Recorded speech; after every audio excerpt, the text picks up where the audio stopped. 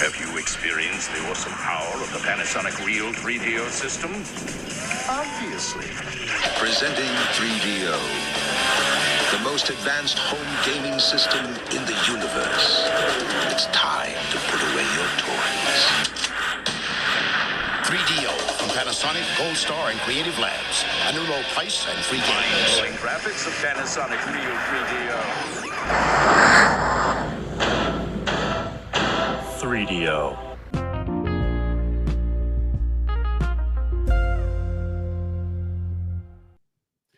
Hello, everybody, and welcome back to the 3DO Experience, the 3DO retrospective podcast, where we talk about all things 3DO, the company, the console, and everything in between. I am Bill, and this is Threk. How you doing, Threk? Bill, I am ready to rock, and I am ready to roll, but not that Mega Man roll, a different roll. How are you doing? I'm getting by. It's summer. The world is a mess, but normal fun stuff. Parts of it are on fire, parts of it are underwater. You know, this is just our new normal now. You just have to accept it. There's nothing we can do to fix it. That's why I don't watch the news. Anyways, we have a guest with us for this episode. First time guest on the show. We have Rick from Pixel Project Radio. How you doing, Rick? Hey, fellas. I'm doing well. New normal. That's a phrase that I haven't heard since like 2020. I mean, we were out remember for all that. Sorry, remember all that dystopian shit when COVID happened, where they're like, "This is just going to be everything now," and it's like we're a few years removed from it, and it's like it feels like it happened yesterday and like 500 years ago. It's very weird. Don't. It's tempting, Thrak, but don't fall into the nothing ever happens camp. Oh, I'm not. See, I'm not a fan of Nietzsche. I think he's full of shit. See, me and Alex were out for 4th of July, and we were just walking through the downtown city area, and we walked past one of the stores that still had like the 6 feet dots on the ground, and I always look over and go, so weird seeing them now. Wow, it's like that's they were like, my hometown never followed that. They just ignored it. Oh. Mine was fairly parts of it were pretty strict about it, others were much more loose. But, you know, I worked in a grocery store pretty much the entire time. So I saw a lot of the, like, we're taking it really seriously and then just kind of loosening it over time. And so it's very weird. I was in New England. They took it extremely seriously here. So, yeah, this is like the 4th podcast we've brought up COVID. I just realized. If only we did this during COVID, but we didn't know each other then. I think all of us started our podcast post-COVID. That was like the big boom. I did have one that preceded Pixel Project Radio that was music-based, where I was talking with some of my classical music friends in the field. It was totally derivative of Mark Maron, too. Like, I started with a whole monologue just by myself, just talking. I scrubbed it from the internet. There are still places where you can find the episode titles and descriptions and, talking about whatever string quartet or improvisation with my friends, but cannot listen to it. Made sure of that. You never caused any comedians to walk out when you questioned them on their jokes, right? Gallagher, come on, Gallagher. When I heard the Mark Maron show was ending, I was like, oh yeah, I never watched this. And then I just looked it up and here's some notable stuff. And then I saw the Gallagher thing. I'm like, oh, I have to listen to it. And it was as good as I was hoping it would be. Oh, I'm a huge fan. I love Maron. He's been a huge inspiration. I actually signed up for his premium, WTF Plus, just so I could go back and listen to some of the older episodes, nice. Where he had Norm Macdonald, John Hodgman. A bunch of older episodes are really cool. Yeah, I think I first saw him in when they did the Netflix show Glow, not the documentary, but the fictionalized version, and he was their coach or whatever. And I was like, yeah, this guy's awesome. He's great. He's got a beautiful mustache. One of the best. No, it's fun. It's funny because I think back, I had a podcast back in 2014, and I've also scrubbed that from the internet because I found it a year ago, and I listened to an episode and I went, oh Lord, you little edgelord, I can't have this on the internet anymore. Oh no, I need to hear edgelord no, now. I need to hear it. Oh. I was like, oh no. You could send me the recordings. I won't upload them without your consent. I don't think I have them anymore. The last ones were on YouTube and gone. So, damn. Oh well. But yeah, so on the 3DO experience, we like to ask our guests what their 3DO experience was. Basically, like, how did they first discover the 3DO? So, Rick, how did you first discover the 3DO? Actually, I think I learned about it from you, to be honest. I It's got weird how into often we hear this. well, I had gotten into retro collecting in 2022 or 21, 2021. Whenever I found on my birthday, I just went into this retro game store near me, and they happened to have a Saturn in box. And Saturn was my first big system as a kid, so I bought it on the spot before I knew anything about it. And it still works, and I have it and everything. But that kind of got me started into it. And then I learned about this console from you. And one of the drastically negative things about collecting particularly older niche consoles from this generation and prior, like the Intellivision, the Panasonic, or not Panasonic, what's the TurboGrafx 16, niche things like that, is they are prohibitively expensive. And the 3DO is absolutely no exception. Regularly, I see these going for well over $200, $300. It is insane. I managed to find one for a pretty okay price. The top loader one, it smelled like smoke whenever it got here. The game that it came with was like lodged into the disc, like the model opens from the top, and it was lodged into the top of the underside of the lid, which kind of freaked me out a little bit. But that's how I got started with it. It's an interesting little console, a very neat experiment in Panasonic's history. Just a fascinating little thing, and I'm glad podcasts like this exist to keep it alive, because otherwise, I think it's going to slowly fade into obscurity, and that's no good. Yeah. The 3DO does have a weird little niche online. Like you see a certain social media accounts of like 3DO collectors and these kind of people. So it occupies, a very small space. Like so small that we're the only 3DO podcast that's out there.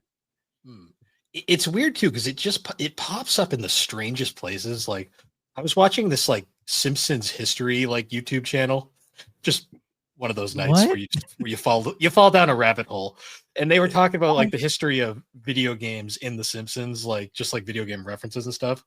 And when they got to like talking about the 5th gen, they specifically mentioned 3DO at one point. I'm like, hey, it's that thing.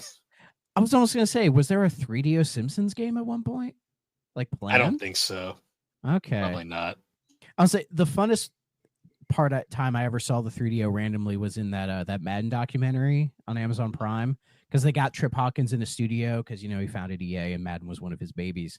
It was so funny because it got to like a part. It's like, what can you tell us about the 3DO? And it did like that dramatic silence where he's like, I don't really want to talk about the 3DO, like treating it like it was like this war story or whatever. But I think you mentioned, Bill, he kind of comes and goes with when he wants to talk about 3DO. Yeah, it depends on the week. Some weeks he's really into it. Other weeks he's like pretending it doesn't exist. Yeah, he's always proud of EA, despite how shitty EA is. But he was there when they were good. He left before they got really shitty, so he always has that claim. Fair enough.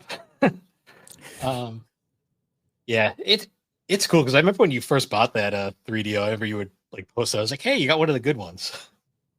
Yeah, well, I would have preferred the original model. I think they just look so much cooler. But just like with the NES, the model that looks cooler tends to fail more often based on how it was constructed. There was a refurbished, like modded version of the original, where somebody put in an ODE.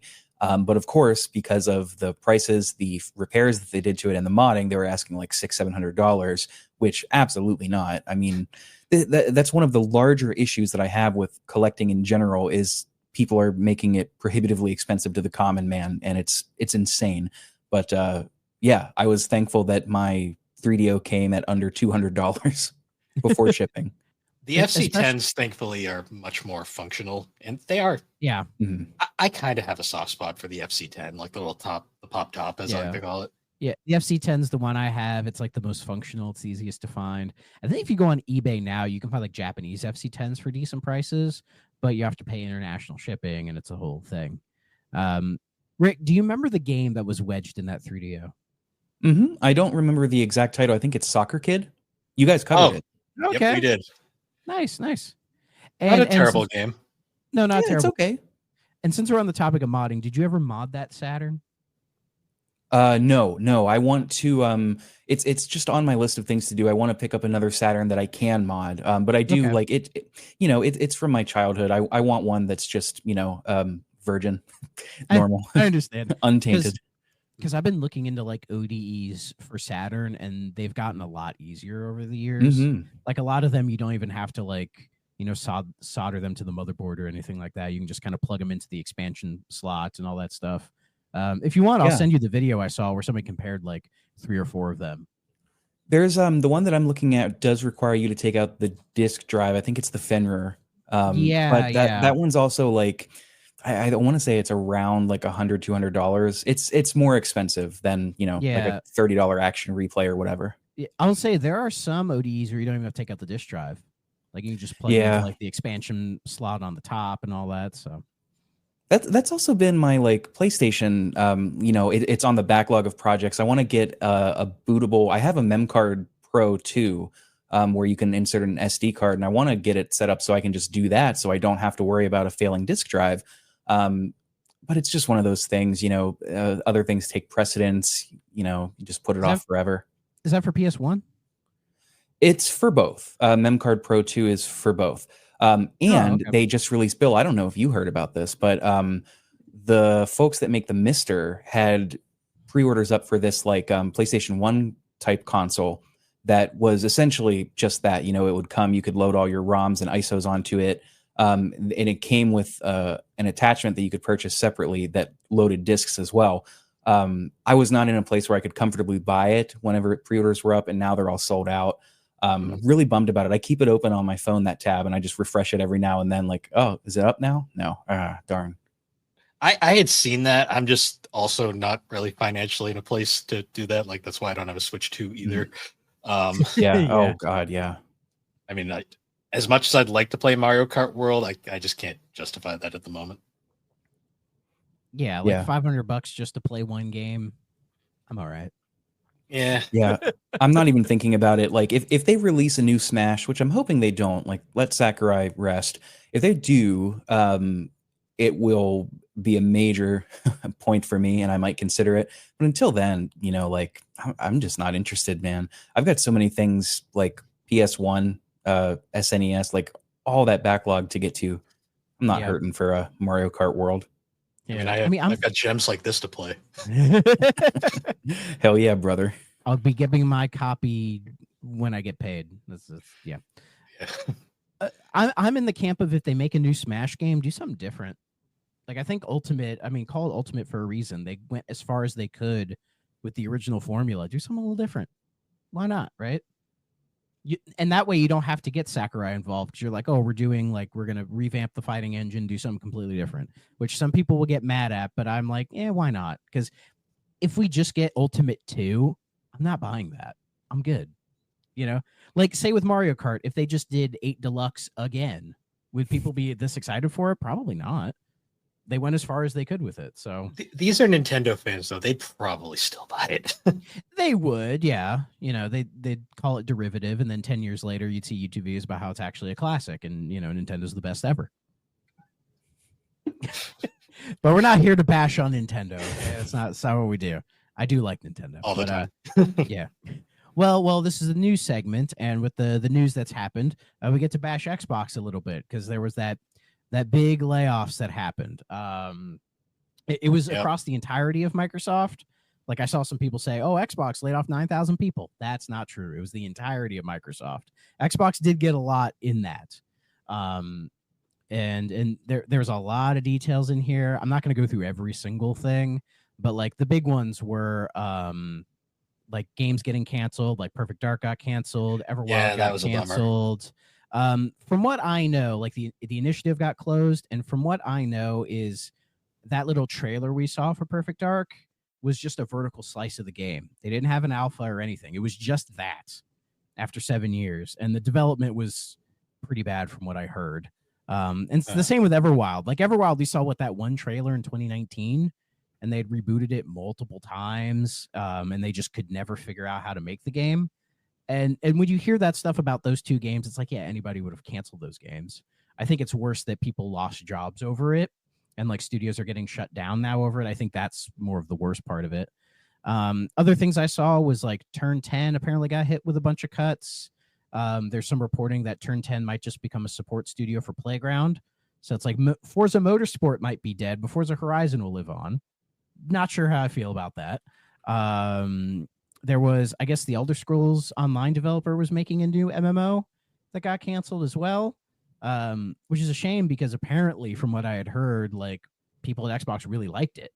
Like they thought it was like really good. So it getting canceled, I found kind of baffling. And then there was a lot of other studios that got hit. Like I think Raven got hit, Sledgehammer got hit, Blizzard, and I think Halo Studios got hit a little bit as well. And then the whole thing with Romero Games, where I guess nobody even knew about this until beforehand, if I'm correct. That like John Romero had made a new studio and he was making a new first-person shooter. And I guess he was getting he was getting funded by Microsoft, but then Microsoft pulled the funding.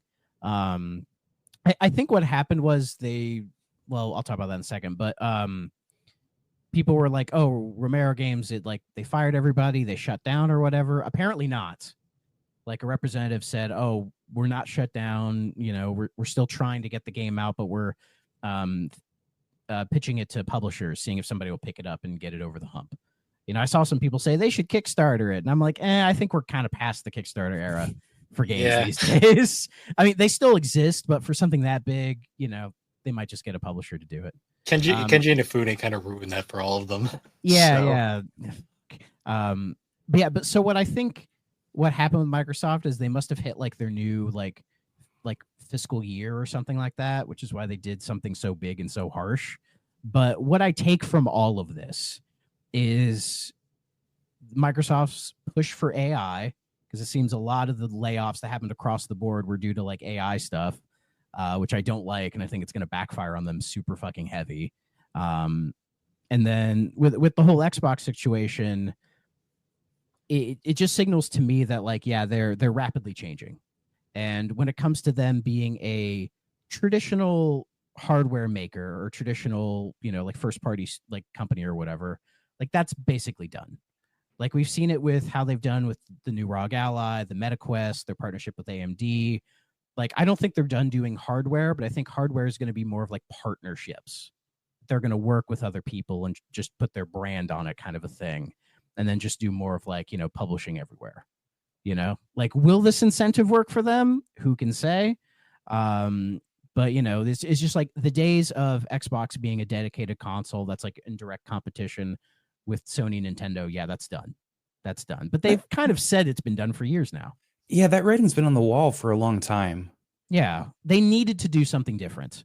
And with whatever they're trying to do, say like the open store thing with like the hybrid PC thing, like I think if they pull it off, it could work. You know, who really knows what they're doing? But some people have touted this to like, oh, they did all these cuts because of the Activision acquisition. I don't know how truthful that is, but I feel like if this is a direct result of that, then yeah, buying ABK was a mistake. But if you look at the layoffs, people from those studios got laid off as well. So I don't know, but it's just everything's in shambles. People don't feel good about it. I totally understand. I do. I feel bad for the people who lost their jobs. I think that's the worst of it because the tech industry is so volatile anyways. And right now it feels like it's more volatile than ever. And seeing all of this happen, it's like, how are these people expected to land on their feet? If everybody's laying everybody off, you know, like how are they supposed to find jobs? I mean, some of the game devs could maybe form indie studios, but that's its own hurdle that they have to do as well. So I don't know what's going on, but it feels like it all sucks, right? Yeah, I don't have a lot to contribute. I mean, a lot of that I'm learning from you in real time. I haven't been like super tuned in to the goings on. You know, I feel like I say this anytime these layoffs happen, and it gets more true every time. The people with 3-letter acronyms after their names need to keep the money in their pockets, and that's ultimately where this is always coming from. You know? Yeah. I've seen a lot of people blaming Phil Spencer for this, and it's like, I really don't think it's all his fault. Like, he's kind of a weird figure, I know, and I think people want to put some blame on him, but it's like I feel like the layoffs across the board were not his call. It was the CEO of Microsoft. Was it Satya Nadella? Am I saying his name right? Like it was his call for all of it because he's the guy who's been pushing AI at Microsoft and all of that. So, I mean, whether or not Phil is complacent in it, I mean, he kind of has to be to a certain degree. He answers to people higher than him. But you know, I think just people just like to hate on Phil because it's easy to. Like, I don't think he's a terrible guy, but I understand why people have mixed feelings about him. But I think that kind of relates to just the mixed messaging Microsoft has in general about things, you know, and he comes off as just having to be the spokesman and just having to deal with it, you know. You know, I'll give Phil credit. At least we know who he is and like what he does. Like I have no idea who's the head of PlayStation anymore. Oh, Nintendo, who knows? I'll say they put out like a press article or whatever a while ago about who was running PlayStation now, but yeah, I don't remember their name. And we know who Doug Bowser is, but we rarely see him. I think the last PlayStation guy that I know is Ken Kutaragi, and that's like a decade old at this point. I mean, I know Jim Ryan. I remember Jim Ryan. I like Andrew. Yeah, Jim Ryan. I forgot about him. Yeah. I like Andrew House. At least he was competent. Yeah. I mean, I remember Kaz Hirai, like, but more for memes than anything. $599 US. Anyways, I love that press conference. It's so entertaining to watch. That is one of the greatest E3s. I mean, I'm a Sony fan, but like, oh my god, guys, like that was bad. Like it's funny. It's funny, you know. It's not like say that like E3 where Microsoft shut off Xbox One, where it's just like, oh, this is sad. Because it's just like it's not entertainingly bad. Yeah. It's just bad in general, right? There's like stuff like that. Then there's stuff like Nintendo showing off Wii Music, where it's just like this is the dumbest, that is the hilarious thing. That's one of the cringiest things I've ever seen. That dude air drumming. Oh god, nightmare. I love the fact that they have the Wii balance board there. Like it's like that's well because if you were doing the drums, that was like the foot pedals. Yep. So. Oh, okay. Yeah. I enjoyed that. I never played it though. See, I just enjoyed the fact that they got like Miyamoto and like Reggie to join in on that stuff. It was like their big game at that press conference, wasn't it? Sure was. Like, you know, we're ending off strong, baby. What year was that? 2008? I think that was Tataka's like big game, and he's never directed a game since. I guess like 2008, Nintendo they didn't have much that year, did they? Thinking about it, they had a big 07, but not really a strong 08. Huh. Yeah. Anyways, classic blunder. Yeah. Anyways, yeah. The whole Microsoft thing sucks, and I feel bad for everybody who lost their jobs. I think that is the thing that's more concerning than, you know, whatever business strategy thing they have. Like I don't think Xbox is dead. I've seen some people say that. Like, nah, I don't think so. It would just be kind of silly at this point. So, I mean, Xbox has never been profitable, like super profitable. I don't see it going anytime soon. Well, I was looking at their like financial reports, and it was like their fourth biggest earner across like everything, the entirety of Microsoft. So it's like, I guess they're making some money out of it if they're still doing it, you know? So I don't know. I've got to admit too, I'm very curious about that handheld. And I know it's basically just an ROG Ally, but still. I think it having more of like a dedicated Xbox integration is what has me curious. Because, you know, I'm a daily series guy. So like if it has more of an integration with my library and like Steam and whatever, if it's a good price point, I'm probably going to buy one because I would use it. You know, like the Steam Deck is great, but like Xbox, like if I wanted to do like cloud gaming on there, use the Xbox app, I'm told it's kind of a hassle to use. So that's kind of why I stay away from it. I really don't want to rebuy games on Steam that I already own. So, but anyways, there was another big thing with Xbox, and that is Helldivers 2. Oh yeah. It's coming to Xbox.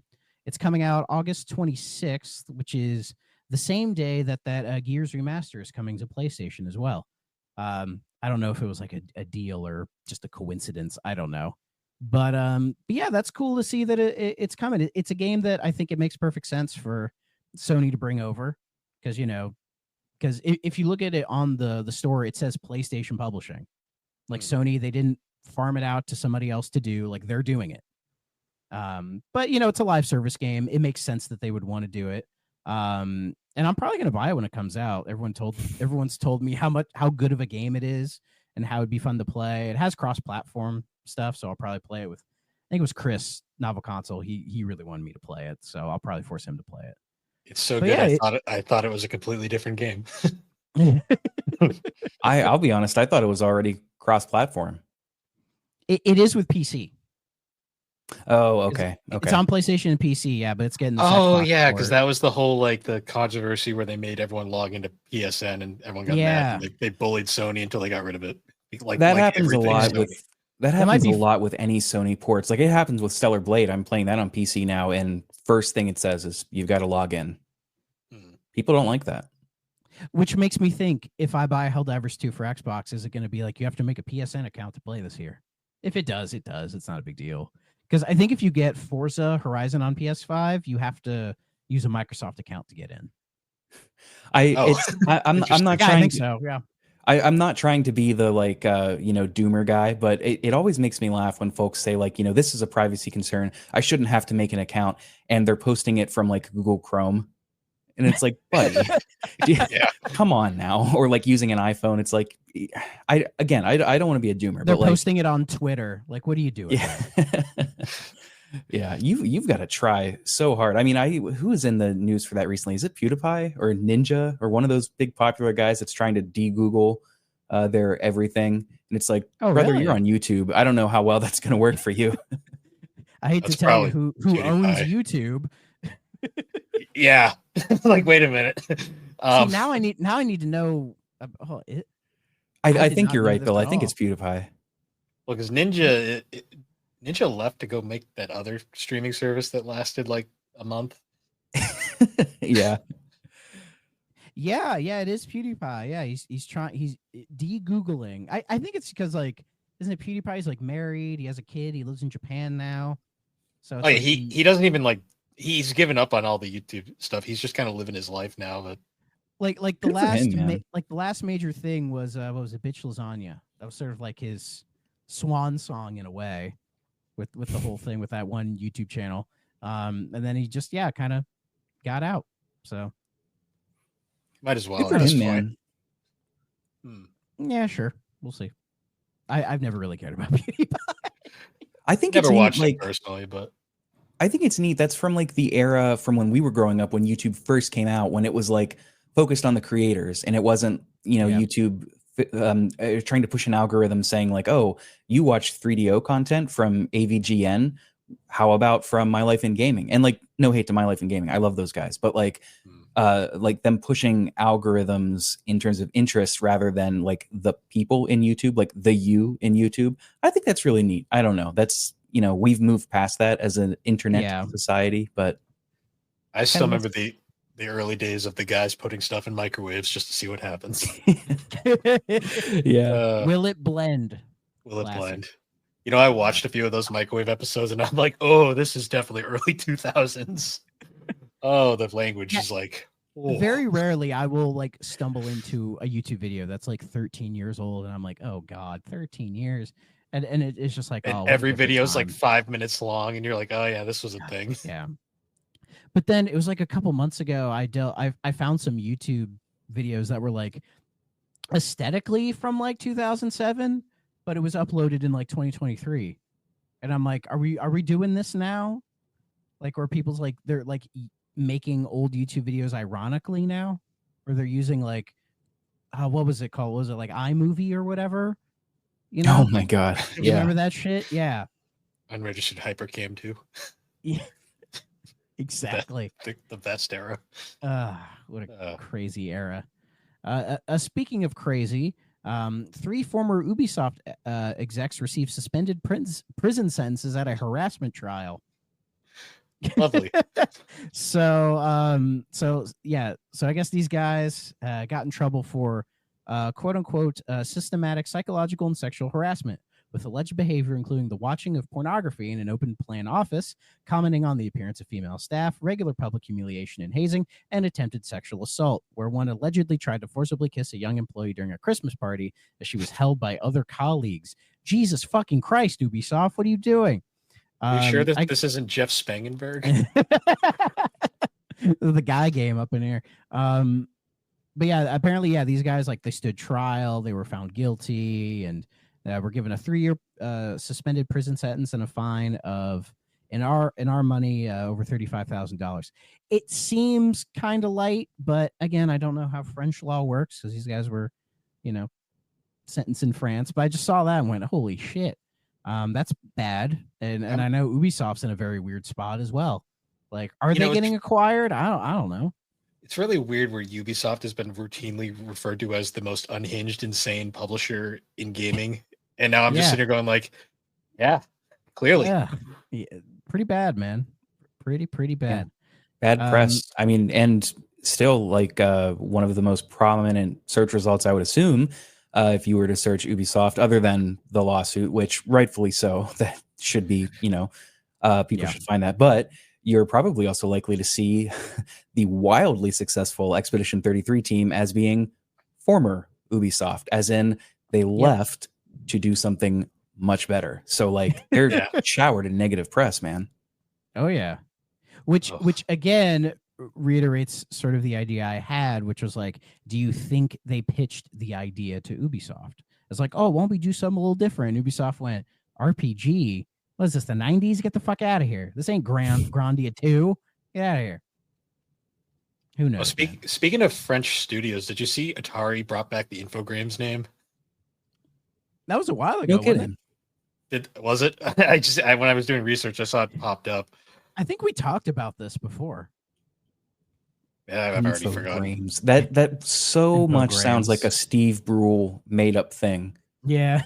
It was because Infogames is already taken, so they're like, "Oh shit, Infogrames, yeah, that'll work." Is that actually why? I think so. I thought that was an AVGN That's awesome. joke.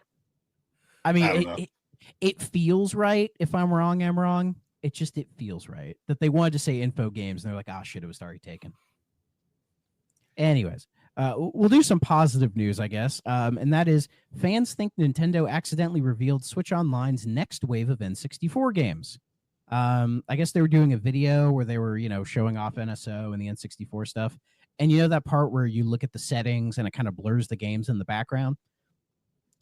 People being online looked at the blurs and kind of guessed what the next 4 games were. And they are Glover. Finally. Okay. Fucking finally. Forsaken 64. Sure. But the 2 big ones, Donkey Kong 64. Surprised they haven't even done that I'm yet. surprised that's not there already. Thankfully, finally, a bad game on the N64. How long did it take? And then finally, the big one, Super Smash Brothers. I could just see Dave and Jiggy like staring at you off in the distance for saying that. I'm sorry, I don't like DK64. Okay, I don't like going a certain distance with one character and being like, oh shit, I got to go back, select a new character, and then keep going. I find it more tedious than it needs to be. I never had a problem with that. My problem with DK64 is you can get to the end of the game and they get roadblocked because you can't beat a freaking arcade game. Oh yeah. Wait, really? Yeah, to beat the game, you have to finish the original Donkey Kong arcade game, and if you suck at that game, your game's dead. You can't go and finish it. That's hilarious. What a weird decision. DK64 is full of weird decisions. I'm sure at the time it was like, oh, this is really cute. And then it's like, I suck at old school arcade games. I can't beat the game now. It's just one of those weird things. It's so weird because, Rare had such a good run in the N64 that it's like, for me, that's their big stumble.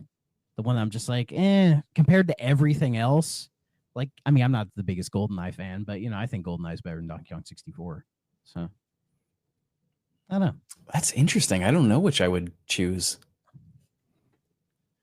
I don't know, man. I'd probably say Banjo-Tooie is their best game on the N64.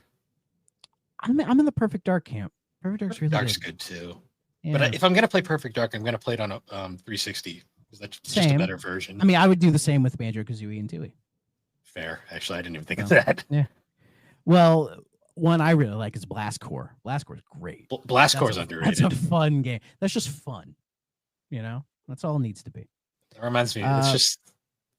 Oh, go ahead. My brain broke. Glover's interesting though. That's a choice. Yeah, that got like a remastered port not that long ago. It got a port. From what I've heard, it's just kind of a lazy port onto PC, and then they sold it. What I expected. That's about what I expected for Glover. I heard the port was based off the inferior PlayStation version too, which didn't help. So maybe I haven't played it. Out there, yeah. I got it was like that Antstream arcade thing, like the streaming thing, and it has Glover on there, and I think it's the PlayStation version. And playing that game on streaming was kind of weird. But I actually played like 10 minutes of Glover, and I just went, "It's okay, it's okay, I guess." I just remember it sponsored the WWF back in the 90s because I always remember the trailer being yeah. Which pay-per-view was it? Was it in your house Rock Bottom? Maybe. I just remember it. Gotta love the glove. I think it was JR who said that. As God is my witness, love the glove. Gotta love the glove. The 90s were amazing. Yeah, love JR. Speaking of actually, this isn't a 90s game. It came out in the year 2000. But Square recently put out a special movie celebrating the 25th anniversary of one of their most beloved games of all time. Can you take a wild guess what it is? Final Fantasy IX. Final Fantasy IX. And that is that one of their most beloved games. They tend to forget about it more. Dude. Yeah. Well, at least in our little podcasting circle. Oh, I know we love it. You bring up Final Fantasy IX, and like half of them probably jizz in their pants immediately. I'm talking about you, Aaron. Okay, they love 9. I'm not hating. You have like the biggest 9 fan right here. What are you talking about? I mean, I didn't want to accuse when you're here. That's not fair. Aaron's not here. I can say whatever I want. That's true. we can talk crap about our boss when he's not here. Yes, but yeah, like I played a bit of 9. It's perfectly fine. But that kind Nine's of amazing. That kind of steamrolls into the whole like the remake. People have been like, it's like that kind. It was in the NVIDIA leak. Was that they're doing a remake of 9, and I think it's like the last major thing from that hasn't been announced because Tactics Remastered finally did remastered. But the 9 remake seems to be more of a persisting thing. And I'm starting to hear like, it could be in trouble. I don't know. It could be in development. I don't know. No, nobody's really sure about it, but it's still technically not even announced. So yeah, I know. But it's like Final Fantasy 9. I think when you finish the FF7 remake thing, if you want to do a proper remake of an old game and not do that, I think 9 was like the easiest one to like give it that modern. I got it. Look, they give us a screenshot of Zidane just running around in cities aimlessly, and then be like, "Remake's coming." and running around aimlessly for 20 hours is part 1. So wait 3 years for part 2. I'm sorry. Every time I think of like remakes now, I think of the Persona 4 Rewind remake like announcement, and I think of Alex sent me a reel of that where it's just it shows the trailer and then it cuts to Patchy the pirate going, "That's it? It's just a bunch of walk cycles." I mean, that was the internet's collective reaction to that. Was, "Oh, that's it? That's all they're gonna show us?" I'm not wowed about the idea of a remake. I mean, some of the stuff they put out is kind of cool. Like we're getting an official prequel book, a storybook with Vivi. Yes. Which is pretty cool. I think it's titled something like Vivi and his grandpa's day on their day of departure, something like that. It looks pretty cool. Like I've seen some of the pictures inside. Canonically, we get how he got the name Vivi, which is pretty neat. I'm all for 9 getting more attention because I feel like I just feel like 9's criminally underrated. Not underrated, just overlooked is a better word, probably. Oh, so Naoki Yoshida, am I saying that name right? Somebody asked him about a Final Fantasy IX remake, and he said, when you think about it, it's a game with huge volume. And when you think about all that volume, I wonder if it's possible to remake that as a single title. It's a difficult one. It's a tough question. And I'm reading that going, do not do to 9 what you did to 7. Because I feel like have they realized the 7 remake trilogy kind of backfired on them? That people didn't really want it in this style? That's like I think about that a lot too. Like there's a when 9 had its 20th anniversary, I think they released a Yeah. bunch of YouTube stuff, like with interviews with the dev team, with the designers, character designers, set designers, and you could tell how passionate a lot of them were about this project and about working with each other. And one, that translates into the game, I think. And two, I just don't trust Modern Square to do that justice. And Yeah. for what it's worth, Bill, like I think about this too. I wouldn't trust them to do that with 8 either. No. I mean, well, I haven't played the 7 remake stuff. I've heard that it gets absurd and there are time ghosts and time travel. Just imagine what they would do to 8. Like that thing would go off the They'd rails. somehow make the story make sense, and I'd just be like, "This is wrong." like they go around, they make it so absurd it comes back around. It's like, oh, it actually kind of works out. Yeah. But 8, I think if they made that an action RPG, it wouldn't be as egregious as 9. Because in the back of Mostly my head, because of I'm the like, art direction, right? yeah, but I'm like, would they make 9 not turn-based? And I feel like that would piss a lot of people Well, off. this is the same company that has the current head of the Final Fantasy division saying turn-based games are dead when we have like 1,000 turn-based games that are critically acclaimed at the moment and selling very well. So. I mean, yeah, Square's also putting out turn-based games, so it's not like they stopped doing it, you know. Yeah, like but, Bravely Default, I think also just came out again, and that's still well received. So yeah, so I don't know. We'll see if they do a 9 remake. I think they would be smart to just take the game as it is and just make it prettier. That's all you got to do, and I think people would be happy with that. If you play it on PC, there is a free mod called the Meguri mod that does exactly that, among other things. Well, there you go. I think that's the best way to play. No, I think it is the best way to play because I would say on a CRT. However, playing that game on original hardware in today is kind of terrible. Yeah. Yeah. It's the only reason ain't so good. It's the only reason I prefer 8 remastered, just because they fit load times are thankfully better. Yeah, And they those games remastered. They put work in that remaster for sure. They look amazing on the PS1, and because of that, they don't run so well on the PS1. Uh-huh. Yeah. Yeah, that's why 7 is the best running of the 3, because 7 kind of looks like poop. But you know what? If Square wanted to do something really cool and wanted to really get the hardcore JRPG fans up in arms, they should redo something with Parasite Eve. How about that? Yeah, I'd be fine with that. They'd have to get the license back, though. That's going to be the hardest part. Oh, you're right. I forgot about that. Yeah, third birthday. Completely forgot. I think everyone forgot about third birthday. To be honest. Yeah. I just want them to put out Dragon Quest 4, 5, and 6 on modern platforms. God damn it. I just want 4. They, I'd be happy with 4.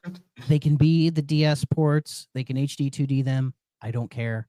Just give me 4 through 6. 1 through 3 is great, but I like 4 through 6 more. So just give me those, please.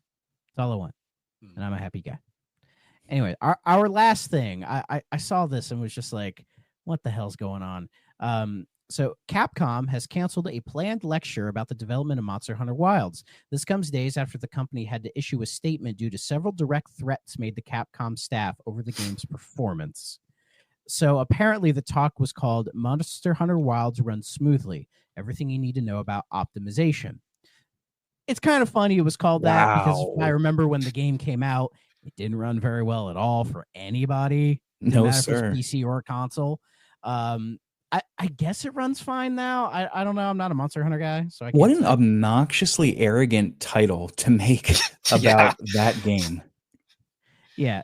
However, following the talk's announcement and performance issues with Wild, introduced as part of the recently released free title update, the publisher received such severe social media backlash that it has canceled the lecture. Like, it's one thing to like joke about it, but from what Capcom was saying, they got like slander, like threats and all this like horrible shit. I'm not surprised. It's the internet. Like you don't have to take it that far. You can just joke about it and kind of move on. You know, they even said they might threaten legal action on certain people. And I'm like, did it get that bad? I don't know. But it's like Capcom, they've never dealt with this before, have they? Well, Like this I mean, kind of shit. Mega Man fans, but I mean, that's such a small amount that they don't care. Yeah, it was. In fact, actually, Capcom said again recently, they're like, "Oh, Mega Man's one of our most beloved franchises, and we're constantly thinking of ways to do something new with Mega Man." Like they say that all the time, right? And then I saw a video that pilled me, and I'm like, "Is Pragmata secretly a Mega Man game?"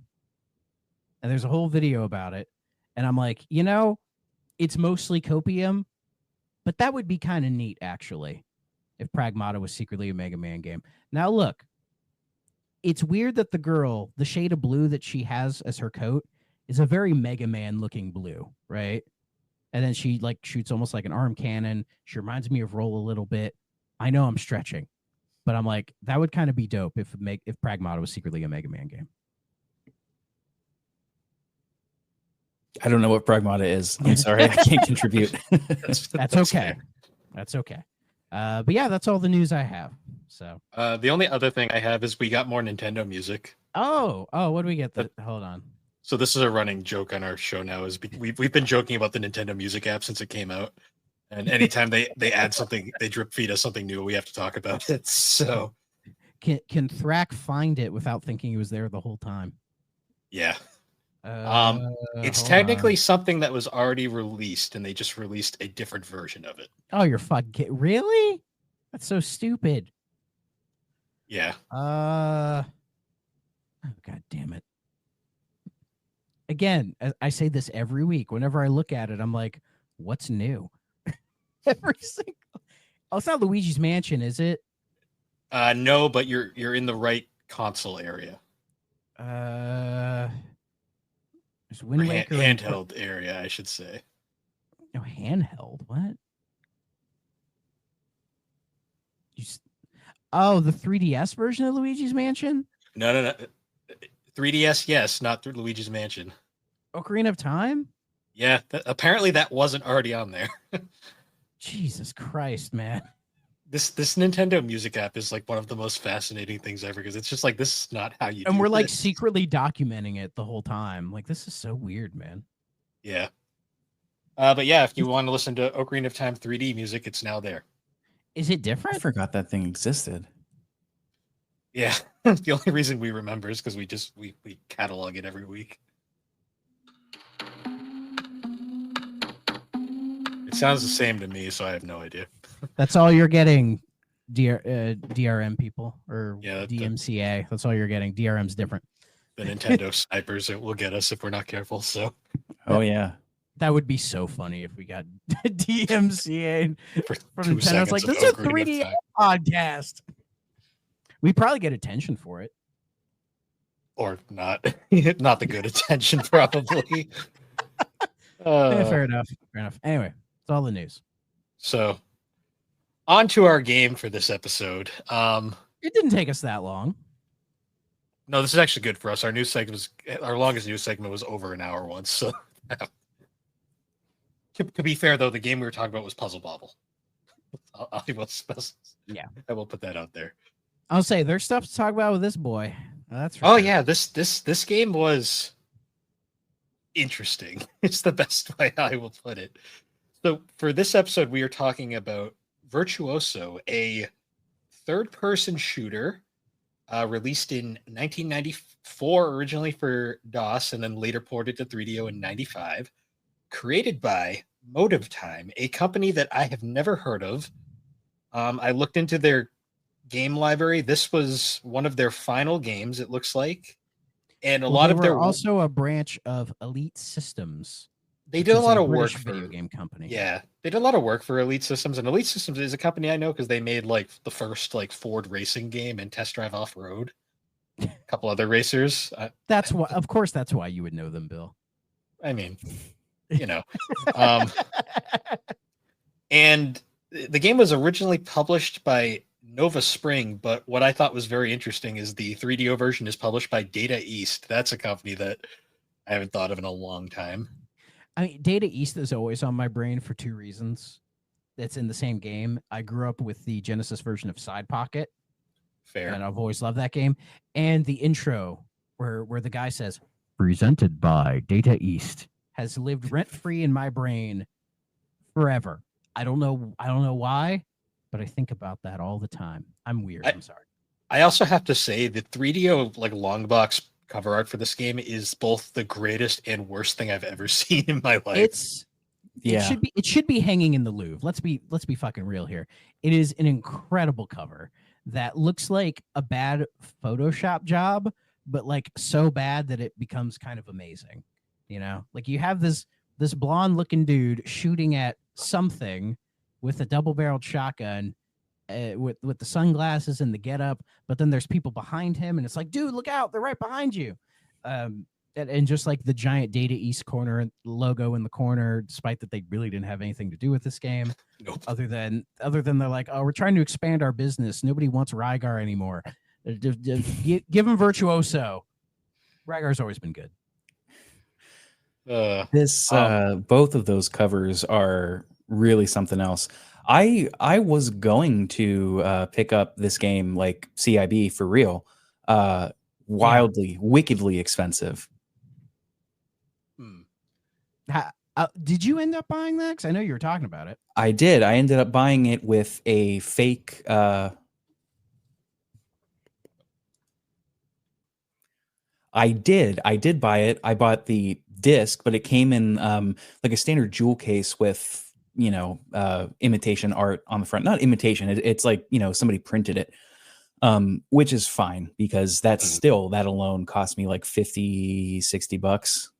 Yeah, it's one of the more expensive game. It is. I'll say for 3DO pricing, you could have done a lot worse. Well, what's funny is I ended up just emulating it anyway, and I found this is abandonware. You could just play it for free. However, I tried that today. I couldn't get it to start. I tried the DOS version. It was sitting on the terminal screen. I couldn't figure out what to do. So then I tried, and I think that was my fault. So then when I did get it working, it wanted a password from the manual, and I couldn't, I couldn't put it in. I'll say, do you have DOSBox? No. Okay, DOSBox is really good at like getting old like DOS games to run on modern PCs. So it's if you do that a lot, it's definitely worth doing. I mean, hell, half the time when you buy old games on like GOG or Steam, it'll just load up it in DOSBox for you. Well, that's cool. Oh yeah. So shout out to DOSBox. What's really funny about this game is like there's like barely any story. It's like the story is in the main character. That's it. He doesn't even have a manual. I don't have it. So if you don't mind. Dude, yeah, I can. Do you want me to read it or just summarize it? I could do both. I want you to do it. Dramatize it, please. Okay. It's a little long. Here's introduction. As the screams and applause still echo and reverberate inside your head, the awful irony of your successful lifestyle dawns on you as you relax in the confines of yet another hotel room. You are once again locked in, confined by the hordes of adoring fans desperate to touch the greatest musical talent of all time. Music is your life, but it is also your jailer. Mobbed everywhere you go, only the strange-looking apparatus that sits before you can offer the escape you desperately need. Placing the peculiar helmet on your head, you turn on the machine. The lights dim. The headphones inside the helmet crackle to life. Lowering the visor, you sit back in the chair, preparing to leave this world and travel into the world of virtual reality. Welcome to the world of imagination, a world of limitless possibilities, a world so lifelike it's virtually real, a world called Virtuoso. This whole thing's a fucking VR thing. That's beautiful. That's up there with the that's right up there with Syndicate and Battle Tanks in terms of some of the most like this is amazing. And God, every freaking time where they're like, oh, I'm this great successful rock star, everybody loves me, but I feel like I'm trapped, man. It's like, shut the fuck up, man. I'll cry my millions of dollars. Fuck this reminds me of because me and Alex just watched the Minecraft movie, and the plot of that also involves like a washed up video game like star from the past.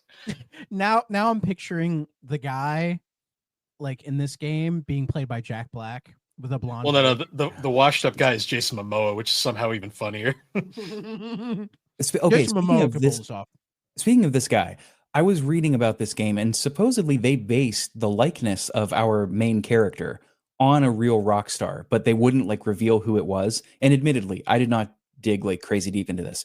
But who do you think it is? I have an idea, but I think it's kind of a normie pick, and I don't know if I'm right.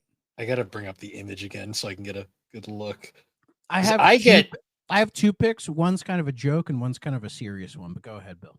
I get massive Vince Neil vibes from this guy. I could see that. I see it was right before shit went south for him. Before he murdered the guy.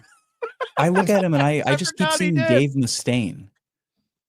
Ooh, I could see that. Yeah, to a degree. Less conspiracy theory, maybe. I mean, what's more conspiracy theory than like shotgunning giant spiders in VR and being like, "Oh, this is about the government, man." Well, there's not enough like complaining about Metallica here for it to be Dave Mustaine. True. One of the bosses True. isn't Lars Ulrich. Yeah, actually, no. Lars is like the one guy he likes in that band. He's talked shit about Lars though. Well, yeah, fair. But I He mean, always talks shit. He always talks shit about Kirk, and it's just like Kirk's a nice guy. Leave him alone. But no, my two picks. The joke pick is Garth. He looks like Garth from Wayne's World. Oh, sure. Okay. But my serious pick, putting like 5 seconds of thought into it, he looks a little like Jerry Cantrell from Alice in Chains. Oh, sure. oh yeah, maybe Sebastian Bach too. I could see that Little because Sebastian there was Bach-ish. there was like an article in Edge magazine about this game, and I guess it talked about it was like going to be like a 3D action game or something. Like they had different ideas for it, and all they had said for the character was, "Oh yeah, we wanted to base him on somebody like current. He's like really big in this time," and that was 1994. So I'm trying to think like who was really big in 1994 that looked like that. I mean, You know, hell, even like Kurt Cobain to a degree. no, I don't see Kurt in that. This guy's I way mean- too lively. I to mean, be and plus, Was that and this guy's wielding two shotguns. I feel like that's not really true. I didn't. was that even think of Meatloaf that had the long hair and trench coat, or am I thinking of someone else? Was that a leather jacket on Meatloaf? Maybe. I think he had a leather jacket. I think it was a leather jacket. Yeah. I get. And he I had, get. well, he had his comeback with Bad Out of Hell 2 in like, what was that, 91, I think. Hmm. So Now looking at it, I kind of go with my first pick. I still think I get Vince Neil out of this guy. I could see Vince Neil. Even though like 94, that's when they put out the self-titled, right? With Yeah, the without the singer. one without Vince Neil, the one with John Corabi. Yeah. It's actually not a bad record for what it is. No, it's the last good Motley Crue record, I guess. If you count Um, Saints or not. Oh yeah, the Saints of Los Angeles. Yeah, I mean that's a good song, I guess. It's a good song, I'll give it that. But it's a music podcast. Let's go back to this again. well, I do want to talk about music a little bit because the soundtrack of this game is Oh my god. something. Did you catch the name of the fictional band? Ty died suicide. What a name. Oh my What god. a- Incredible. Ty, I- notably Ty spelled like Ty, Thai. I looked on Yeah. Spotify to see if it was there. It wasn't, and I'm very upset about that. That's a band that like when you go to see like Fish or fucking like Blues Traveler, one of those jam bands from the 90s, that's one of like the lower tier ones. You know, like they're supporting what's the one I'm thinking of? The Spin Doctors. They're supporting the Spin Doctors. Oh man, I fucking See, I love s- Blues Traveler. I still thought the Blues Traveler. I still thought the pantheon of like amazing like 3DO bands we discovered was still like Swerve Driver, but that's a real Swerve band. Driver is great. Yeah. That's a real band. This is This- something. It sounds like it sounds like the best band that you knew in high school that just got together at their friend's house and played, and they never really did anything more than that, but they sure did play a lot of Metallica and Alice in Chains covers. And Yeah. like that's how this sounds, man. It is It's got like almost a like punk charmingly rock- amateurish. Yeah, it's Yeah, got like a like the punk the rock band vibe who to it. like the band who killed it at the high school talent show, and they're like, "Oh, we should do more of this." And they get out of high school, and they're just like, "Do we have any ideas?" Not really. It's The like- It's music weirdly forward. bass forward too. Did you notice that? Mm. Yeah, quite a bit of bass, which I like. That's where I got the punk vibe from, because that was very that because the 90s were so weird, because like music was like, it started out with like the tail end of hair metal, then we had the grunge era, then we had the punk era, and then it ended with like new metal. I don't know, that mid 90s era, like 94 to 97, I don't think anybody knew what music was trying to be. It was a little bit everything. Yeah. That's when you got all those revivals, like the swing and the ska revival and shit. 'Cause everyone's like, grunge is dead. I don't know. We'll try anything. Fucking Yeah, and shortly anything. after 1997, a savior came in and told us, "Now this is what we call music." With "Now that's what I call music," the compilation albums. For a second, I thought you were going to say a savior came in with a red baseball cap turned back, and I was like, "We're just I going mean, to start rolling." I was gonna say 5 British ladies came in and saved music. They were the Spice Girls, but you know, because that was really the template for like all that boy band poppy stuff at the end of the decade. But That just perfectly encapsulates the fact that the 90s were insane when it came to music. oh yeah, that's a fascinating era of music, though. Oh, I love it, but it's Like it's we'll everywhere. never get it that interesting ever again. Like it kind of spills into the 2000s, because the 2000s is a little bit like they don't really know what's working either. But by the 2010s, like the 2010s is interesting because it's when the mainstream and the underground basically became the same. Like the walls got torn down, Mhm. but now it just feels like everything's kind of homogenized, which I know is like an easy thing to say about modern music. It all sounds the same, dog, but like, you know, I don't know. I don't pay attention as much as they used to. I love the fact that the main character of this game has no name. He's simply referred to as the hero. Yeah. That's a great name.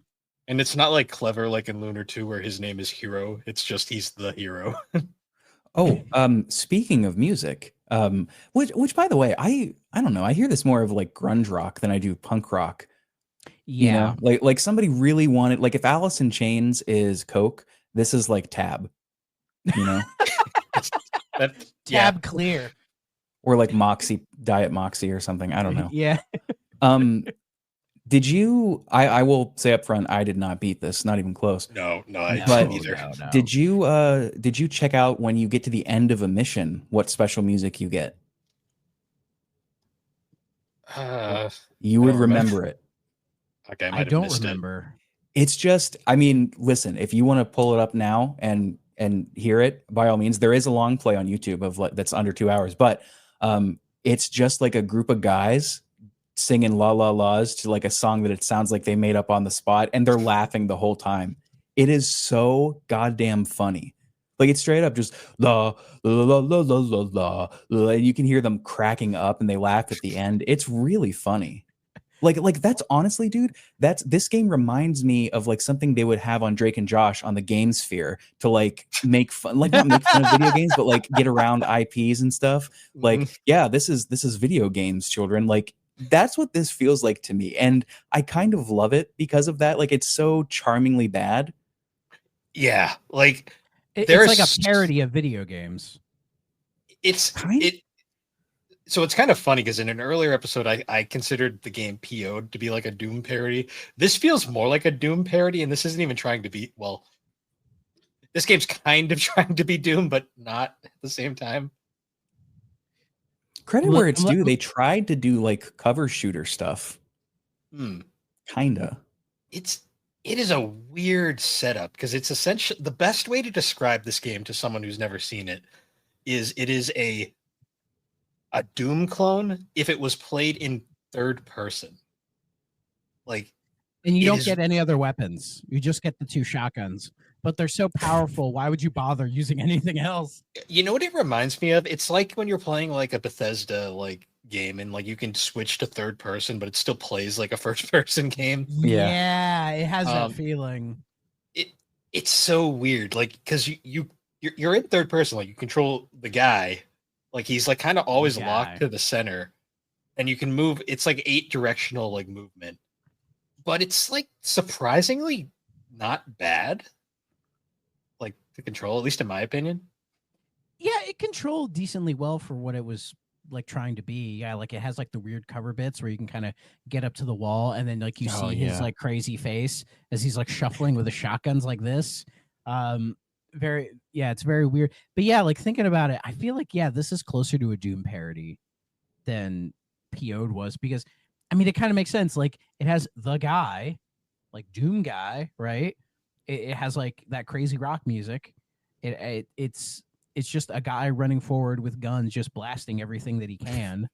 But I like, love that he's dual wielding shotguns that fire like pistols. That is so fun. But like the parody thing is they zoom it out to be like, yeah, this look in third person. This looks really fucking silly. Because in first person, you just be like, yeah, it's fine.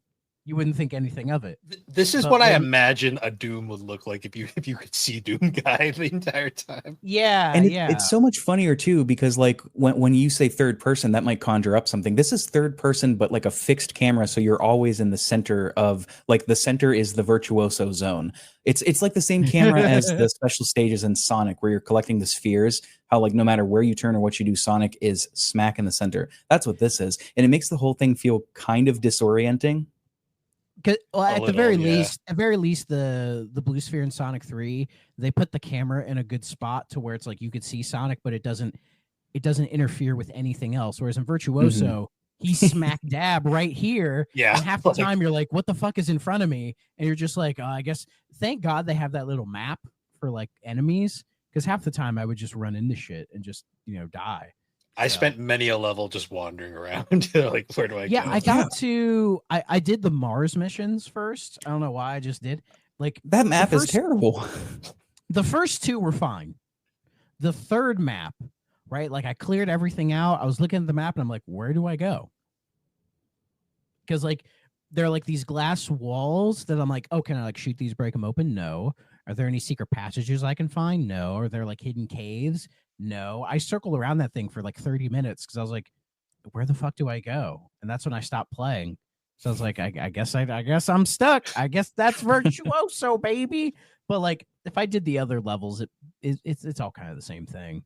You're just kind of you're rocking out to Screwdriver or whatever, and you're just like blasting things with like fully automatic shotguns, and you're just like, this is really stupid. But as Rick said, it's charming. It honestly is charming. It has a weird aura to it.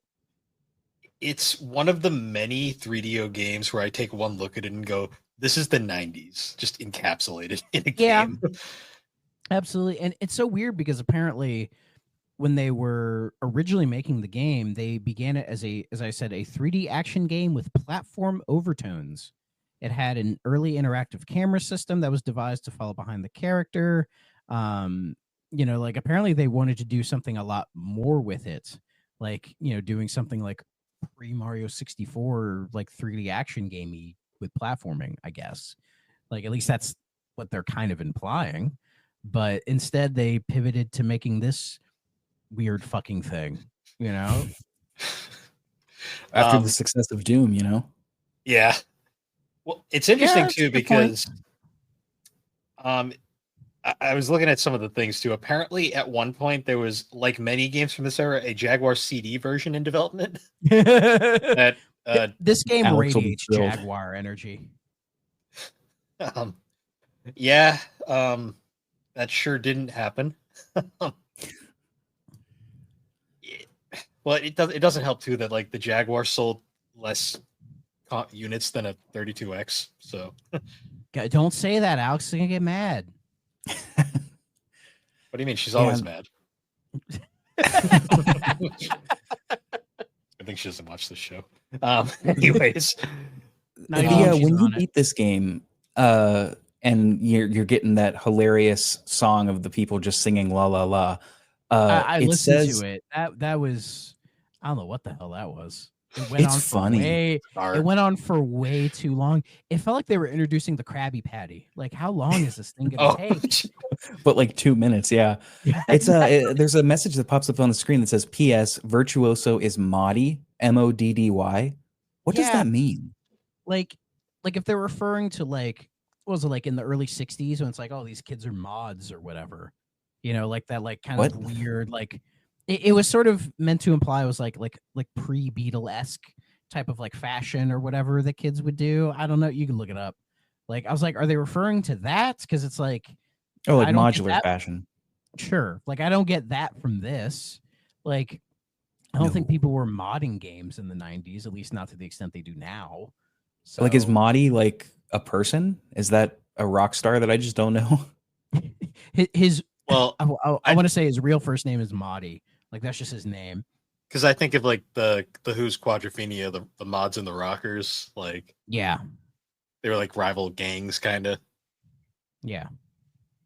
I tried to look up the meaning, and I got the Google AI meaning, which I don't. Oh, I'm not- good. yeah, no. Well, I don't know. what did they say about Madi? They keep trying to change it to Moody the entire time. Mahdi is not a. It's like Mahdi is not a standard English word, but you might have meant Moody. I'm just like, okay, thanks. See, I typed into Google what does Madi mean, and the first thing I get is like Bangla for Madhya, translated to English for the middle. I'm like, I didn't even say that at all. I don't know how we got here. I have no Yeah. idea. I have no idea. Anyways, Let's see what Urban Dictionary has to say. They've never steered me wrong ever. yeah, they said I'm a great guy. And then the next one is the worst human being ever. Yeah, exactly. Let's I pulled up the what do you call it, the this thing, the oh my god, audio listeners are loving this right now, the manual, because Okay. I was like, maybe in the acknowledgments it'll say something. Hilariously, at the very end of the acknowledgments, it lists the band names, and it ends with tie-dyed suicide are as yet unsigned, and I can't tell if that's like hopeful or very sad. Yeah, like if it's a joke or not, or if they're actually serious. So they are a real band. I think maybe Unsigned. I mean, it sounds like some of like the programmers who like to jam on the weekends or whatever. We're like, oh, we need to make music because you don't have budget for the music. They're like, let's just, I don't know, let's throw something together. they have a Discogs page. I mean, They that's do? that's something. Oh, no releases. The only release is Virtuoso. Yeah. If Discogs doesn't have you, you're fucked. Yeah, that's a thing. Can you find their music anyway? Oh, YouTube, yeah. I mean, in the game. Yeah. Was it, and correct me if I'm wrong, but was it just the same couple tracks across like all the levels or missions too? Apparently, I think so. There's It only started to four, sound the same. so apparently there's only 4 songs. Do you want to hear the Okay. wonderful names of the 4 songs? I would love to. Please do. So there is Bundle of Nerves, Happy New Liver, Yeah. Bitch, and Tick Marks. I mean, I'm getting some others where it's just Virtuoso, Past Caring, and then La La La. Well, I know what La La La is. Yeah. That's great. They just named a song "Bitch." Yeah, Incredible. that's amazing. Anyways, God, this game is a trip. And it is for sure. what I love about this game too is because we always like to talk about the reception. A lot of times these 3DO games don't have a ton of reception. Virtuoso has a lot, and it's yeah. actually really interesting. So just looking at the Wikipedia page, like Virtuoso received largely negative reviews. I'm like, okay. So we kind of go down the list. Computer and Video Games gave it 70%. I guess they liked it. EGM gave it a 4 out of 10. They did not like it. Apparently there was a review site called Hyper. They gave it a 15 out of 100. Wow. Wow. Joystick gave it 120 out of 200. These ratings are great. I hate when people do that shit. Next Generation gave it 2 out of 5 stars. PC Zone gave it 25 out of 100. Now this one's funny. 3DO Magazine gave it 1 out of 5 stars. Man, when 3DO gives you Yeah. a 1, you're fucked. You know what's really funny? The first game we covered, Crash and Burn, I made the joke about, of course, 3DO Magazine gave it a 5 out of 5 stars, thinking that would be a recurring gag. And no, 3DO Magazine's actually kind of brutal to a lot of the games that we've covered.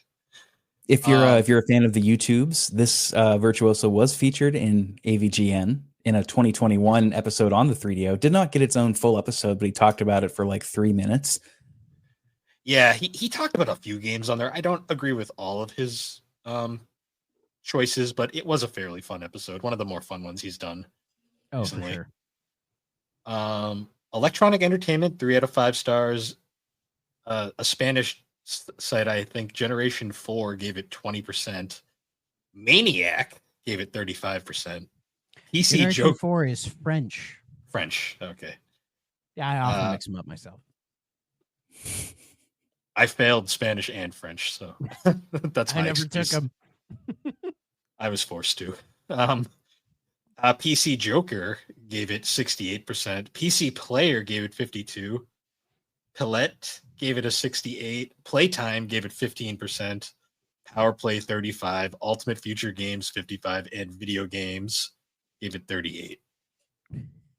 I'll be honest, I didn't expect it to be so universally disliked. Yeah, other than computer and video games, most of these reviews are pretty bad. Yeah, and even beyond that, like EGM, they placed it number 5 in their like 20 worst games of all time. With the Sydney Morning Herald ranked it 25 amongst its 100 worst games ever. Hyper listed as the 4th worst game ever among 25 titles. PC Gamer called it the 11th worst PC game of all time, and listed both the UK and North American covers among the worst box art. And it's like bullshit. Well, okay. Like, bullshit. Like that's the thing. When that's fine art. Yeah, as I said, masterpiece. Like when I went into this game, like the fact everyone was talking shit about it, I was like, oh, this is gonna be terrible. And then I played, I'd say maybe an hour or so of it, and I was like, it's really not that bad. It's like, am I crazy here? I think for the time I get it nowadays, looking back at it, it's really not that bad. I mean, I have literally one of the worst games ever made right here in my hand. I mean, there were worse. I mean, we've played worse games on this show than Virtuoso. Yeah, honestly, I would play this over that Sailor Moon fighting game. I mean, that's fair because that fighting game is pretty nothing. Exactly. This is something. Would you play it over? What's our trademark worst game we've played so far? Is it still Way of the Warrior? Or did we have a worse game? Oh, I'd play this over Way of the Warrior. Okay. Didn't we have one that was worse? We need to know, like, well, when we get to episode 100, we need to figure out which game is like the litmus test. Like, if you're better than this game, you're good. If you're worse than this game, you're bad. Like, we need, like, what's the 3DO game that's like right in the middle? Just like looking at our recent games. I mean, Captain J was pretty bad. I'd play this over Captain J. Easy. I'd play It's a Bird's Life over this. Would I play Bird's Life over this? I don't know. Oh, would you? Cyberdillo. That's I think the worst game we've played so far. Oh, yeah, this is miles ahead of Cyberdillo. Like miles ahead. Yeah, like, this is basically Quake 2 comparing it to Cyberdillo. Hell, I'd probably play.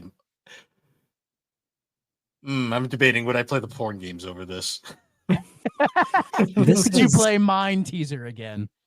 Hearing people put this as like the 4th worst of all time or the 11th, that feels insane to me. That's so dramatic. It's kind of just a nothing game. Like it's pretty generic, you know? Yeah. I mean, look, I don't mean to quote myself here, which is a form of plagiarism. But I mean, it really just feels like a Drake, like a Nickelodeon game sphere, like, you know, a Nintendo game that you see on the TV. It just doesn't, you know, it's not offensively bad. Like, even looking at games from 1994, 1995, like, this isn't like the worst from that era. Like, I've played worse games on the fucking Sega Genesis than this. Yeah, there's worse PlayStation games. That's for darn sure. Yeah, like even looking at the games of the time, it's like this, like near the bottom. I really don't know about that, because like I didn't get like frustrated or mad playing it. Like, I never felt like it was bad to control, because also it lets you 180-degree turn. Take that, Resident Evil did it first. Which actually, having the 180-degree turn is really nice, because a lot of times you'll have enemies just like sneak up behind you when it's like, I was just here. Where the fuck did you come from? But you can turn around and blow them up. Like, it helps that like you have unlimited bullets, so you can just kind of blast everything like Danny DeVito, and everything goes down fairly quickly. Like there's not really that many bullet sponges. Even the bigger bosses don't take that much, so it's like not frustrating to play. You know, it's just like, oh, you crouch down, shoot a bunch of people, bam, bam, bam, and you just keep going. You know, like to me, that's like it's like a 5 out of 10, maybe. This game reminds me of like one of those like games within a game that you'd find in like some other game where it's like you just go to the arcade cabinet and you kind of like Yeah. mess Yeah. around with this for like 20 minutes. This game is on the same level of like Chex Quest, like a game you find in a fucking cereal box. You play it for 20. You play it for 20 minutes. Chex Quest over this. Yeah, but it's like you play it for 20 minutes. Go, yeah, it was fine, and then you just move on with your life. I think that's a great way to describe it. Yeah. I'd say that my description of this game is unoffensive. It exists. And it feels like it's trying to be. I don't know, maybe not offensive, but it's like it's trying to like be outlandish and like in your face, dude. And you're just like, the crowd goes mild. I don't know what to tell you. It's like if somebody nowadays tried to make some like really offensive game on Steam, and everyone just went, "No, you didn't do anything to me, brother." You know what? Actually looking at the cover, you know what it kind of reminds me of in a weird way. I get like Hulk Hogan vibes from that guy. Yeah. Now that's offensive. Well, yeah, for different reasons. Well, I was thinking of it. Oh, go on, Rick. I'm sorry, Bill. I didn't mean to interrupt you. No worries. You know what's crazy too is I'm looking at the manual now, and I'm looking at the title. When you start this up, the title is rendered in a completely different art style. Like what is the 3DO version of word art? It kind of feels like that. You know what I mean? Trip Hawkins. Yeah. Sure. Trip Like art. I don't know. I don't know why, but for some reason, like thinking about this game, I just got reminded of Suburban Commando for some reason. You know, yeah, a little bit. Just expecting like I played this over watching Suburban Commando again. I'm just expecting Christopher Lloyd to pop up and be like, "I was frozen today." Oh, poor Christopher Lloyd. But so every episode we always like to ask, is this game a must play? Okay, stay away. I don't want to say stay away because it's not the worst thing ever. It's definitely not a must play. Though, if you were doing like a sizzle reel of 3DO games, I would put this game in there. Yeah, honestly, like I'd put this alongside like Gex and like Icebreaker. Yeah, this isn't like the B-roll. You know, when you're like, oh, here are like the games that are notable for this console. You'd put this one in there. If for no other reason, it does that thing that the 3DO love to do and use like what do you call it? That when they put like scan real people in, you know? Yeah, digitizing. Yep. Oh, sure. Yeah, apparently it uses the same tech that a Twisted does. I can see that, honestly. It's kind of clean. You know, it's not Mortal Kombat, but you know, it does the job. Yeah, I mean, it looks better than Way of the Warrior, kind of. Oh, yeah. But yeah, it's not on the same level of Mortal Kombat, but also they did like painting and all this other stuff to make them blend in more. You know, this whole thing. They were smart about it. Yeah, I can see the Twisted vibes because Twisted had mostly other than the CGI Pez dispenser, it was mostly characters, and they were all pretty good. Yeah. Is this better or worse than Twisted? I'd play Twisted over this. Okay. Twisted is a fun party game if you have like a good group of people to play. Yeah. One day when we meet up, we'll play it. And I guess too, thinking about like the way this looks, I can't recall any level that I would remember. Like it's all just hallways that kind of look the same. Yeah, well, I mean, Mars, you're outside, or yeah, not outside, but you know, outside. You're mostly in caves shooting spiders that somehow live on Mars. Yeah, I remember like the weird hell. The spiders from Mars. I just got it. Clever, you bitch. Anyway, that's a song. It's a band. Yes. I remember the snow level. That was the only other one I can remember. There was the haunted house level, which I'm like, it's no Escape from Monster Manor. Not even close. That's still like I think the best first person shooter on this console. Original. Original one, anyways. Yeah. But The anyways, 3DO Must didn't Play- use the light gun, did it? Or didn't have It like did. a light gun? it Oh, it has a did. light gun. Yeah. It has that's one dope. of. It has the greatest light gun game of all time, The Last Bounty Hunter.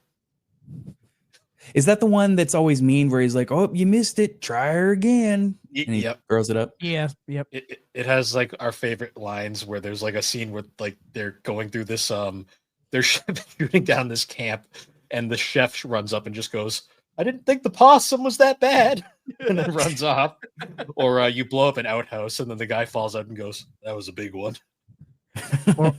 or the Asian lady who says, "You shot an innocent. Bad luck." Yeah. American laser games are amazing. Or like the guy in Mad Dog 2 who fall after you blow up the building, he falls out of the room with a cigarette and just goes, "Got a light," and then falls down. Mad Dog Those- 2, I think that's what I was thinking of actually. They're all made by the same company. The American Laser, okay. they were different from Digital Pictures because Digital Pictures, like I think, was trying to be serious. American Laser, they knew what they were making was cheesy as fuck, so they just kind of went with it, and it aged a lot better in the long run. Yeah, so good. But yeah, Must Play. Okay, stay away, Bill. Go. I'm gonna say okay, but only if like you're absolutely curious. I don't think this is an absolute necessity to play on the system. But if you were interested in something goofy and very 3DO coded, I'd say it's okay. Give it a shot. Rick. I'm also giving okay. Like if for no other reason than it's kind of funny. Like the music, the way it looks, it just looks so Kmart of it all. Definitely Kmart is an okay. amazing description. It's the blue light sale of video games. There you go. Put that on the box. Kmart approved. Oh. See, like I want to say like Must Play ironically, because I don't know. You play this game for like 30 minutes and you're like, okay, I've seen it. And you're like, yeah, it's fine. You know, fuck it. You know what? Is Sure. that, You know what? I'm going to go Must Play. Is that was what they're doing here with like the shoulder buttons to strafe? Was that unique in this generation? Yeah, you No. could. Well, I no. would say like Escape from Monster Manor had it. PO had it. A lot of the shooters from that era had the shoulder buttons to strafe, So which like is a nice strafing, feature. strafing and also turning. That's nothing new for this generation. No, not really. yeah, I think that Okay. was kind of. I think that was all id kind of came up with that stuff. Yeah, I mean, I'll say as far as like shooters on this console, like this is kind of one of the better controlling ones. It is solid. Yeah, like there's like I can't really think of much bad to say about it other than it's kind of stupid, but like stupid in a fun way. It's like Wayne's World. It's stupid, but it's fun. There's a couple 3DO games that are like really stupid, but I kind of love them for it. Like Gex is pretty stupid, but Gex is also a good platformer. Yeah. No, that's The not core- what I was expecting you to pull at all. I can see. Actually, I can see no. the comparison. I can see the comparison between Gex and Virtuoso. I was gonna say I was thinking more something like Siberia, where it's like it's a pretty good adventure game, but it is the most unhinged fucking game I've ever played. Yeah, that one is ironically amazing because they thought they were like cooking with that one, and they really weren't. They were cooking something. I mean, because Yeah. there's also the Dalidus encounter, which we came into thinking it was going to be some stupid FMV game, and then we walked was out of it good. going like, "This was good." Genuinely good. Yeah. Like, But coming out of this, I have like a soft spot for Virtuoso. So god damn it, I'm sticking with it. I'm gonna say Must Play. I'm gonna be Damn. different. okay, all right. But So what the- Must Play. I'll amend it. Must Play for like 30 minutes. Put 30 minutes into it. I'm, I'm gonna add that to the card. Yes, please do. That's why I said that. Oh, that's funny. I'm just writing it so I don't forget. So yeah, Virtuoso. That was an experience. That was a true 3DO experience, as I say. Oh yeah. I mean, to be fair, our rating scale has always been broken because I mean, we said Plumbers Don't Wear Ties is a must play. So Well, I mean, what else would you call that game?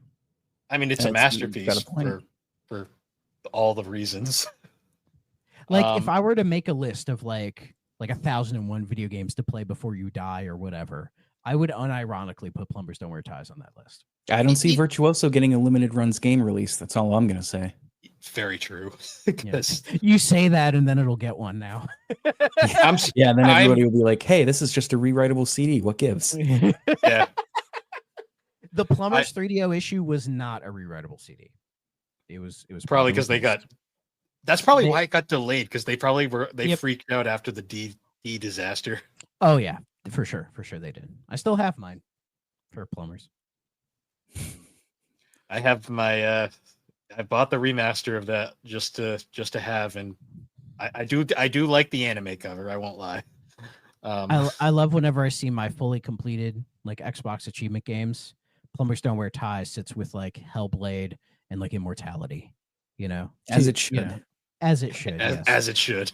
Like probably the greatest FMV game of all time, Immortality, and then Plumbers Don't Wear Ties. I mean, you get the whole spectrum of FMV just in those two games. Yeah. Oh man. But yeah, that was fun. It's crazy because I'm kind of like stunned because next week is our 100th episode, and is it 100? I thought it was 99. No, this is 99. Next week is 100. Oh, so yeah.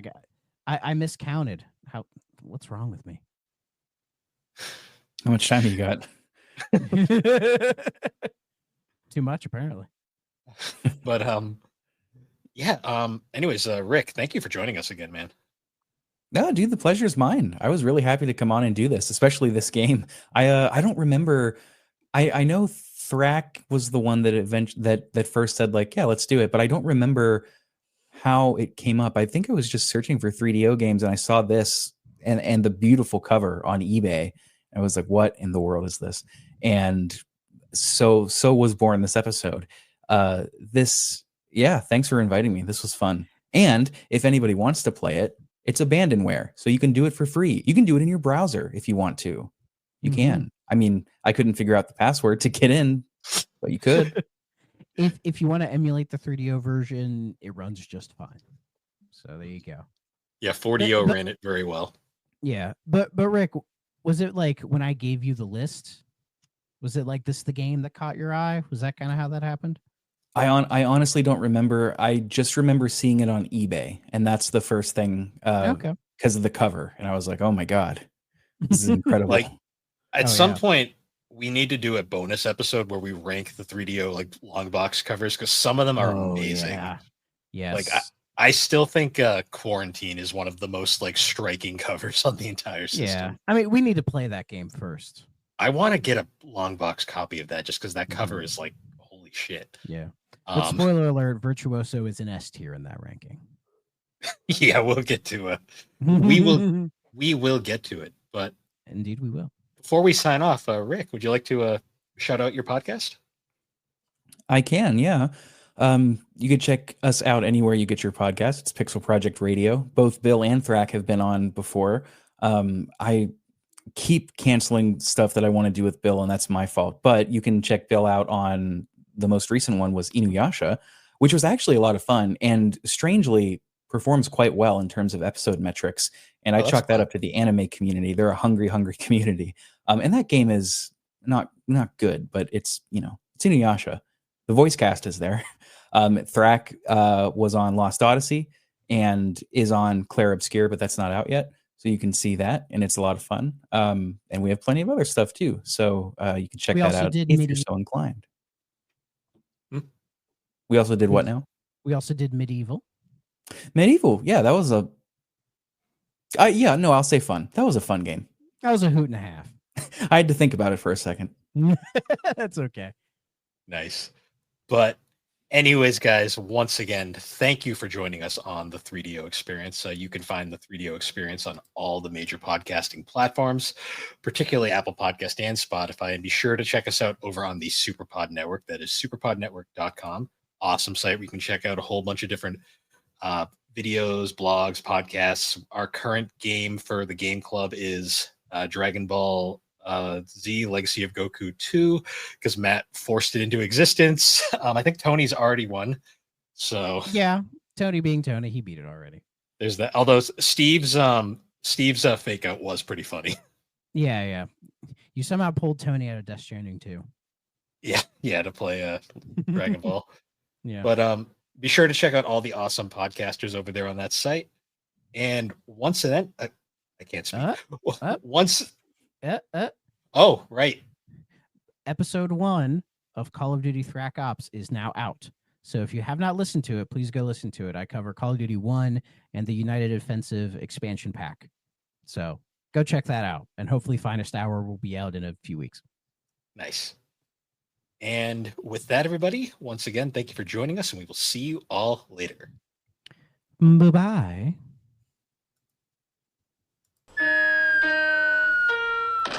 If you're not playing on a 3DO system,